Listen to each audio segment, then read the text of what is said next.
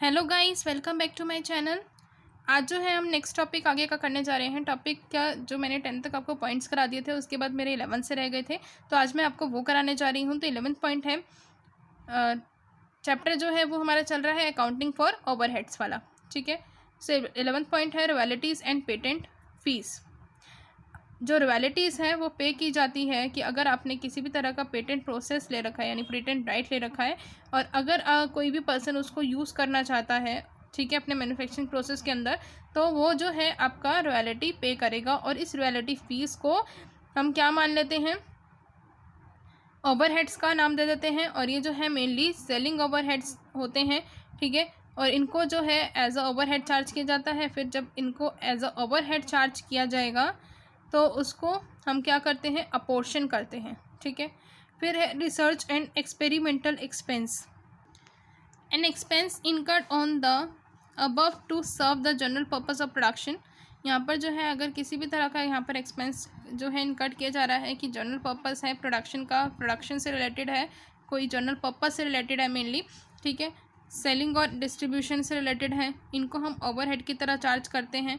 ठीक है, but where अगर आपकी जो रिसर्च है वो किसी एक पर्टिकुलर आइटम पर की जा रही है तो हम उसको जो है कॉस्ट के अंदर चार्ज करेंगे, डायरेक्टली कॉस्टिंग P&L के अंदर चार्ज कर देंगे। लेकिन अगर वो किस लिए की जा रही हैं, आपकी प्रोडक्शन, सेलिंग एंड डिस्ट्रीब्यूशन की वजह से की जा रही हैं, तो वो ओवरहेड माना जाएगा। लेकिन अगर आपकी वो नॉर्मली एक पर्टिकुलर आइटम पर की जा रही है तो कॉस्टिंग एंड P&L के अंदर चार्ज किया जाएगा। कॉस्ट ऑफ डिफेक्टेड और स्पॉइल्ड वर्क। अगर किसी भी तरह का आपका डिफेक्टेड वर्क है, यानी आपका फिनिशिंग प्रोडक्ट बनाने के लिए आपका किसी भी तरह का कुछ डिफेक्ट निकल आया फिनिशिंग प्रोडक्ट के अंदर, तो यहाँ पर जो है पूरे की पूरी वैसे तो केयर की जाती है इंस्पेक्शन डिपार्टमेंट के द्वारा। पूरी वीकली रिपोर्ट वगैरह बनाई जाती हैं। जितने भी डिफेक्टिव प्रोडक्ट्स होते हैं या स्पॉइल्ड प्रोडक्ट्स होते हैं उनको डिपार्टमेंट को भेजा जाता है उसकी रिपोर्ट को, और उसके अकॉर्डिंग उसको कंट्रोल करने के लिए बहुत सारे मेथड्स वगैरह भी हम कह सकते हैं यूज़ किए जाते हैं कि हमारे जो है डिफेक्टेड मटेरियल ना निकले। ठीक है, प्रॉपर इंस्ट्रक्शंस वगैरह भी दी जाती हैं। ठीक है, अब यहाँ पर क्या होता है कि इनको किस किस तरह से चार्ज किया जाएगा, अब वो देखो। जो कॉस्ट होती है डिफेक्टेड वर्क की, हम उसको हमेशा डेबिट करते हैं cost of defected work account के अंदर। और अगर किसी भी तरह की रिकवरी जो है आपको सप्लायर से हो रही है, ठीक है, जो भी मटेरियल उसने सप्लाई किया है या लेबर से हो रही है, तो उसको जो है हम इसी अकाउंट में क्रेडिट कर देते हैं। ठीक है, और उसके बाद जो बैलेंस होता है उस कॉस्ट का वो किस तरह से ट्रीट किया जाता है। अगर आपका defected work due to research and experimentation के द्वारा हुआ है, यानी रिसर्च और एक्सपेरिमेंट किया जा रहा था तो उसकी वजह से हुआ है, तो उसको आप जो है रिसर्च एंड एक्सपेरिमेंटेशन के एक्सपेंसेस के अंडर चार्ज करेंगे, उसी की तरह उसको ट्रीट किया जाएगा। लेकिन अगर आपका वर्क जो डिफेक्टेड वर्क है can not be improved upon, it should be sold and the net loss be charge as a overhead. अगर मान लो कि आपका जो है डिफेक्टेड वर्क इम्प्रूव नहीं किया गया और उसको बाद में सोल्ड कर दिया गया, तो जो उसका नेट लॉस होगा वो आपका ओवरहेड की तरह चार्ज किया जाएगा। अगर आपका जो है डिफेक्टेड वर्क इम्प्रूव किया गया है, उस पर एडिशनल कॉस्ट भी इंकर्ड की गई है, तो जितना भी इम्प्रूविंग हुआ है उसका जितना पार्ट होगा वो कॉस्ट ऑफ टोटल प्रोडक्ट के अंदर चार्ज किया जाएगा डायरेक्टली। ठीक है, अगर इसका जो आपका डिफेक्टेड वर्क जो है, अगर उसका कोई एबनॉर्मल कॉस्ट जो है वो है, मतलब एबनॉर्मल कॉज है, यानी थेफ्ट है, फायर है, फ्लड है, इस तरह का कुछ है, तो उस केस में इसका जो नेट लॉस होगा वो आप कॉस्टिंग एंड P&L के अंदर चार्ज करोगे। ठीक है, फिर आपके पास एडवर्टाइजमेंट कॉस्ट। एडवर्टाइजमेंट कॉस्ट एक सेलिंग ओवरहेड होता है। ठीक है, जहाँ पर एडवर्टाइजमेंट जो है वो इसलिए की जाती है कि मास स्केल प्रोडक्शन जो है आपका, जो भी आपका प्रोडक्शन हुआ है उसको आप सेल कर सको।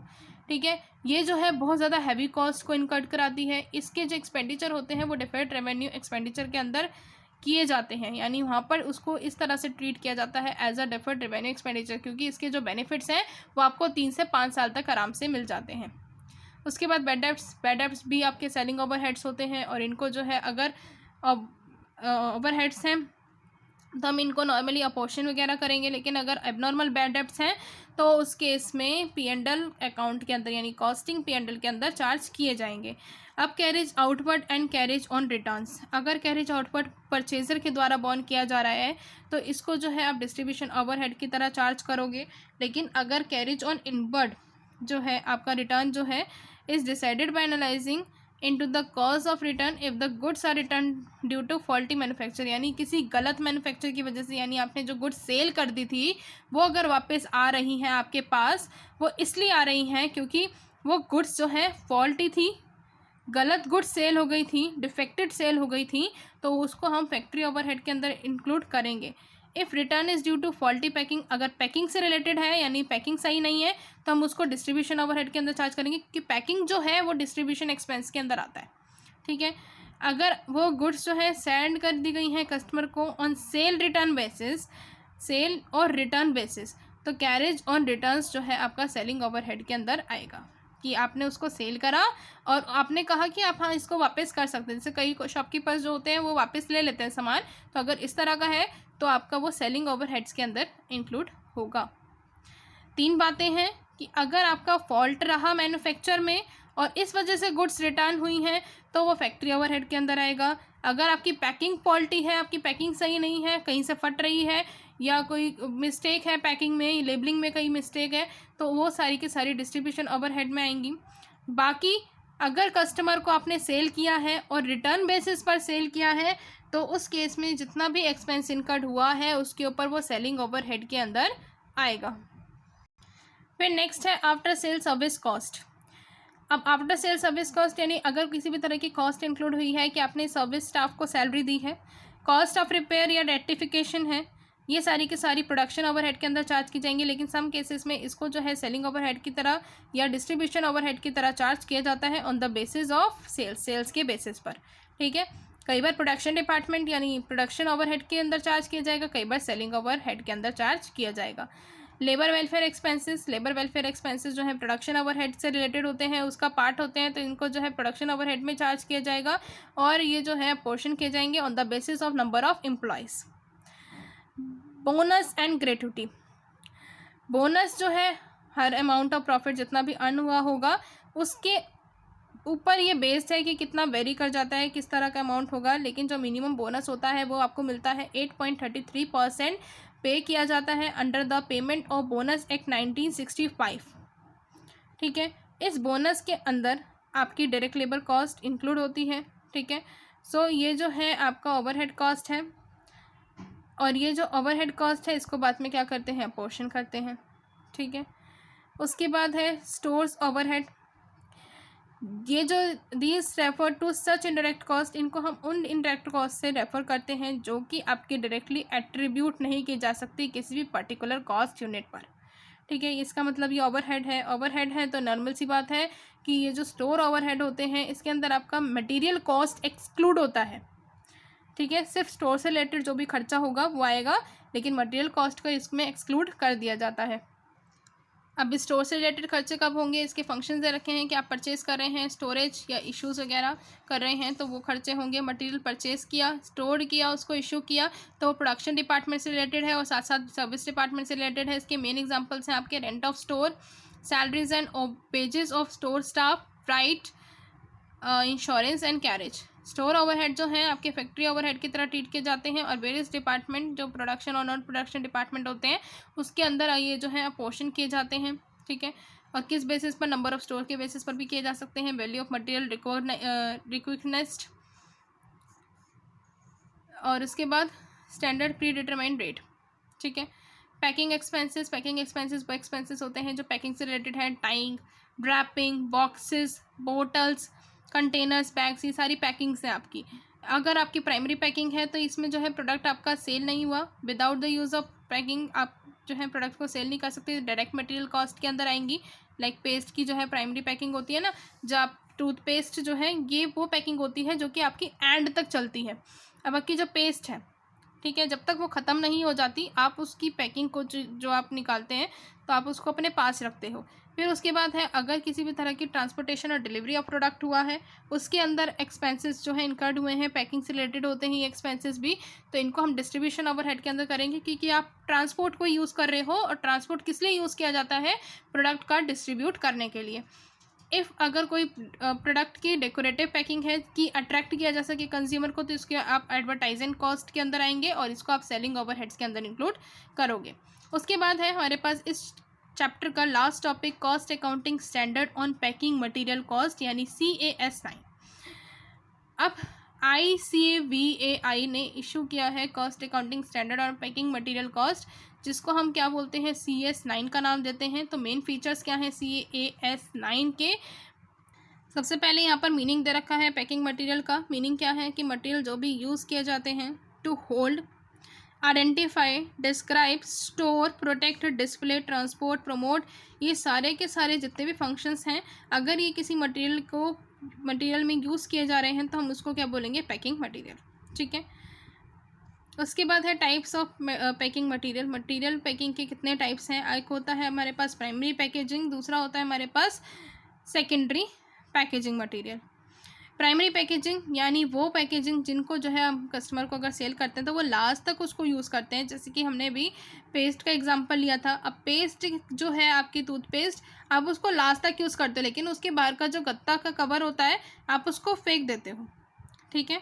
ऐसे ही अगर हम बात करें रैपर्स वगैरह के, तो रैपर्स भी आप क्या करते हैं, अगर आप मान लो चिप्स का रैपर लेके आते हो तो चिप्स जब तक आपके ख़त्म नहीं हो जाता है टिल द एंड, आप उसको फेंकते नहीं हैं। ठीक है। यानी लास्ट तक जिस चीज़ों को यूज़ किया जाता है उनको हम प्राइमरी पैकेजिंग के अंदर इंक्लूड करते हैं। सेकेंडरी पैकेजिंग के अंदर अगर आपने मान लो बहुत सारे 1000 जो है पेस्ट बनाई और उन 1000 पेस्ट को आपने एक बड़े से डिब्बे में या बड़े से गत्ते के अंदर आपने पैक करा और भेज दिया। बड़े बड़े कार्टून्स होते हैं ना, तो उसके अंदर कार्डबोर्ड बॉक्सेस वगैरह होते हैं, कह सकते हो, तो उनके अंदर अगर आपने डाला और फिर आपने उसको भेज दिया, तो यानी वो जो आपने एक बड़ा सा कार्टून या कार्ड बॉक्स लिया है तो उसको हम क्या बोलेंगे, सेकेंडरी पैकेजिंग। ठीक है। अब यहाँ पर नेक्स्ट पॉइंट है कि प्रिंसिपल्स ऑफ मेजरमेंट। अब मेजरमेंट के क्या प्रिंसिपल्स हैं। पहला है valuation of receipt of packing material. जो पैकिंग मटेरियल रिसिप्ट है वो किस वैल्यू में होनी चाहिए, at purchase price, purchase price की वैल्यू में, जिसमें आपकी duties, taxes, freight inwards, insurance and other जितने भी एक्सपेंडिचर्स होंगे वो इंक्लूड होने चाहिए। ठीक है। उसके बाद फाइनेंस कॉस्ट जो है डायरेक्टली इनकर्ड की जानी चाहिए। किस कनेक्शन में इनकर्ड की जानी चाहिए, पैकिंग मटेरियल, जो कि यहाँ पर वो packing material short not form part of packing material cost, यानी वो पैकिंग मटेरियल कॉस्ट का एक तरीके से उससे कनेक्ट हो वो फाइनेंस कॉस्ट, लेकिन बिल्कुल डायरेक्टली उसका पार्ट नहीं होना चाहिए।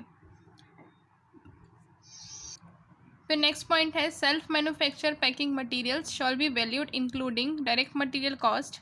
जो सेल्फ मैन्युफैक्चरिंग पैकिंग मटेरियल है, यानी जो कंपनीज खुद से मटेरियल को पैक कर रही हैं, खुद से मैन्युफैक्चर करती हैं, खुद से मटेरियल को पैक करती हैं, उनकी वैल्यूड के अंदर डायरेक्ट मटेरियल कॉस्ट अगर शामिल है, डायरेक्ट एम्प्लॉय कॉस्ट शामिल है, डायरेक्ट एक्सपेंसेस शामिल है, जॉब चार्जेस, फैक्ट्री ओवरहेड्स शामिल हैं, including share of advertisement expenses, ये सारे के सारे अगर शामिल हैं तो हम उनको, यही है कि प्रिंसिपल्स ऑफ मेजरमेंट कि आप किस तरह से पैकिंग मटेरियल की मेजरमेंट कर सकते हैं। यानी इन सबको आपको क्या करना होगा, ऐड करना होगा, मटेरियल कॉस्ट को ऐड करना होगा, डायरेक्ट एम्प्लॉयज़ कॉस्ट को और डायरेक्ट एक्सपेंसेस को, जॉब चार्जेस को, फैक्ट्री ओवरहेड्स को, इन सबको आपने क्या करना होगा, चार्ज करना होगा। अगर किसी भी तरह के आपने रिसर्च एंड डेवलपमेंट एक्टिविटीज़ की हैं तो उनको भी आपने यहाँ पर ऐड करना होगा। अगर किसी भी तरह का नॉर्मल लॉस या स्पॉइलेज हो जाता है पैकिंग मटेरियल का prior to the receipt in the factory के आने से पहले, फैक्ट्री में यानी रिसिप्ट करने से पहले, तो उनको जो है एब्जॉर्ब किया जाएगा। किस में एब्जॉर्ब किया जाएगा, कॉस्ट ऑफ बैलेंस मटेरियल, जो भी बैलेंस मटेरियल बचेगा उसकी कॉस्ट के अंदर। ठीक है। क्या मतलब है इसका, मान लो हमारे पास 100 मटेरियल्स थे। ठीक है। 100 हमारे पास मटेरियल आए। अब इस 100 के अंदर 5 तो आपके डिफेक्ट हो गए। ठीक है, डिफेक्टिव निकल गए। अब ये डिफेक्टिव का मतलब क्या है कि ये जो है वहीं पर ही स्पॉइल हो गए। ठीक है, लॉस हो गया आपको 5 मटेरियल्स का। तो अब जो भी इसकी कॉस्ट मान लो आपकी थी 1000 रुपीज़ की, क्लियर है। तो अब हमारे पास मटेरियल कितना बचा, 95। तो इस 95 के ऊपर ही आपकी कॉस्ट चार्ज होगी। अदरवाइज़ आपको कितनी कॉस्ट पड़ती पर यूनिट कॉस्ट, 10 रुपये। हर मटेरियल की 10 रुपये की कॉस्ट पड़ती। अब आपकी कितनी पड़ेगी, 1000 से अब हम 95 को डिवाइड करेंगे तो ये वाली हमारी कॉस्ट में निकल कर आएगी।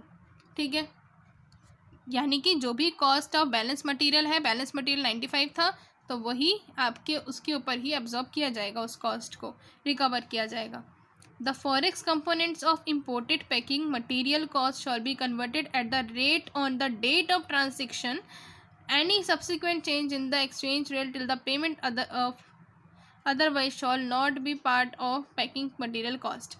अगर मान लो कोई फॉरेक्स कंपोनेंट है जिसको आपने इंपोर्ट किया है पैकिंग मटेरियल कॉस्ट में, यानी आपने इम्पोर्ट किया और वो आपका पैकिंग मटेरियल कॉस्ट बन गया उस टाइम पर।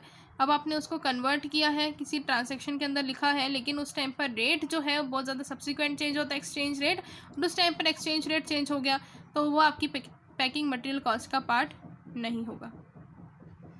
उसके बाद है एक्सप्लेनेशन।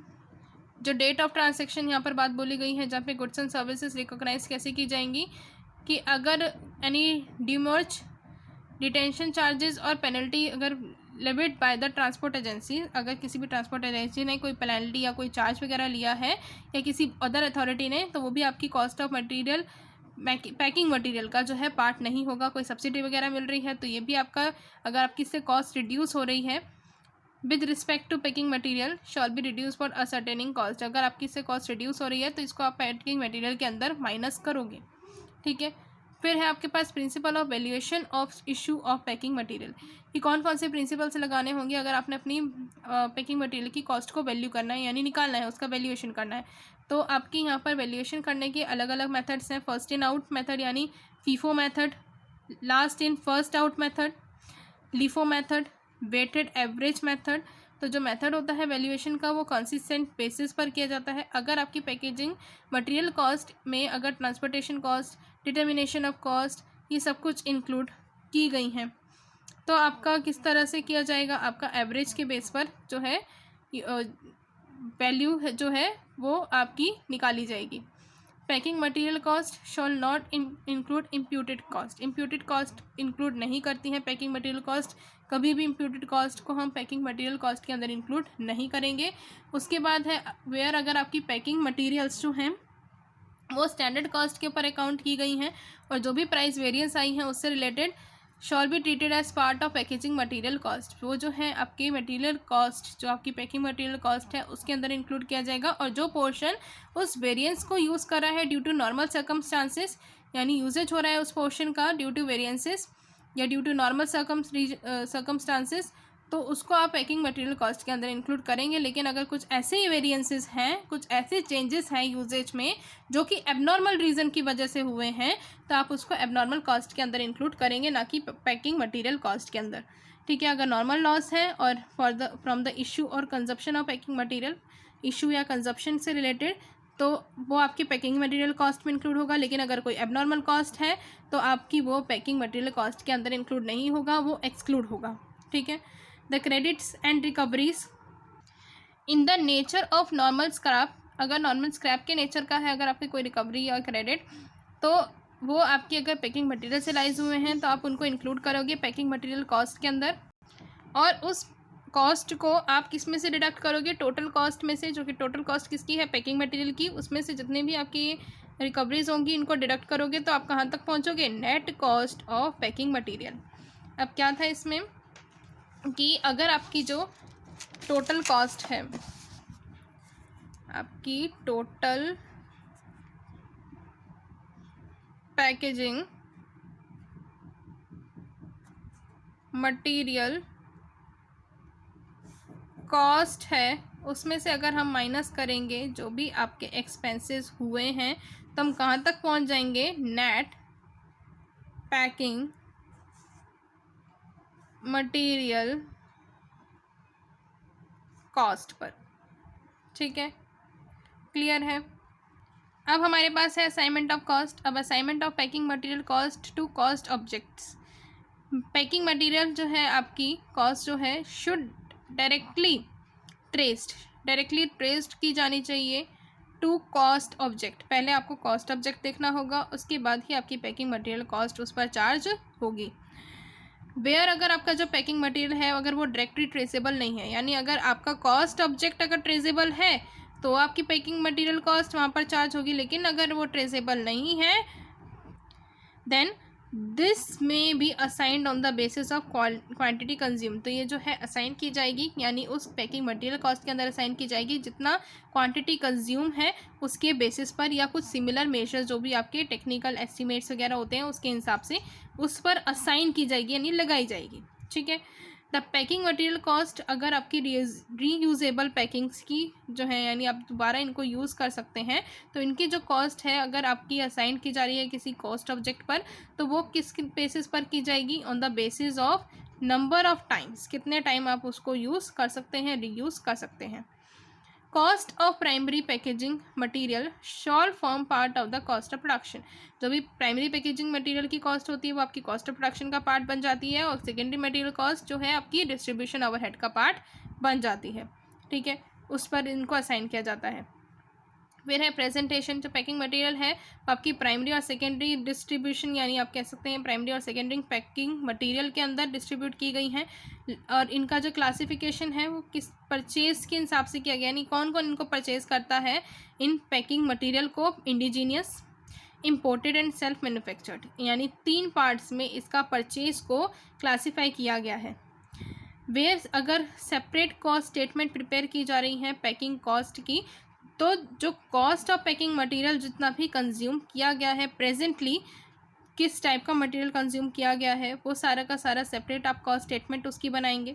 ठीक है, प्रिपेयर करेंगे उस पैकिंग कॉस्ट की स्टेटमेंट्स को, और इनको जो है डायरेक्टली कॉस्ट के अंदर इंक्लूड करेंगे पैकिंग मटेरियल कॉस्ट के अंदर। ठीक है, अब है डिस्क्लोजर, जो कॉस्ट स्टेटमेंट है वो क्या क्या डिस्क्लोज करें कि किस तरह से वैल्यूएशन किया गया है पैकिंग मटेरियल की कॉस्ट का, और पैकिंग मटेरियल कॉस्ट जो है डिस्क्लोज की गई है स्टैंडर्ड कॉस्ट पर, अगर की गई है तो वो भी दिखाएंगे।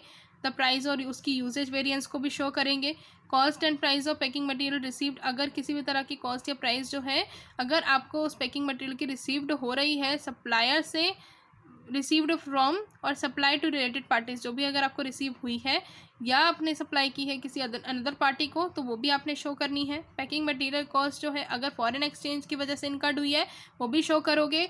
सब्सिडीज़ या ग्रांट या इंसेंटिव वगैरह कुछ मिला है तो उसको भी रिड्यूस करोगे यानी माइनस करोगे, और कहाँ तक पहुँचना है, नेट पैकिंग मटेरियल कॉस्ट तक। ठीक है, क्रेडिट और रिकवरीज ये भी आपने माइनस करनी है, ये माइनस करेंगे तो कहाँ तक पहुँचेंगे, नेट पैकिंग मटेरियल कॉस्ट तक। ठीक है, एनी कोई अबनॉर्मल कॉस्ट है उसको भी एक्सक्लूड करोगे, इसमें से कोई पेनल्टी अगर डैमेज वगैरह दिया गया है तो उसको भी आपने एक्सक्लूड करना है पैकिंग मटेरियल कॉस्ट में से। ठीक है, सो आज जो है हमारा ये टॉपिक कंप्लीट हो जाता है, साथ ही साथ ये चैप्टर भी कंप्लीट हो जाता है। सो मिलते हैं नेक्स्ट वीडियो में, बाय बाय।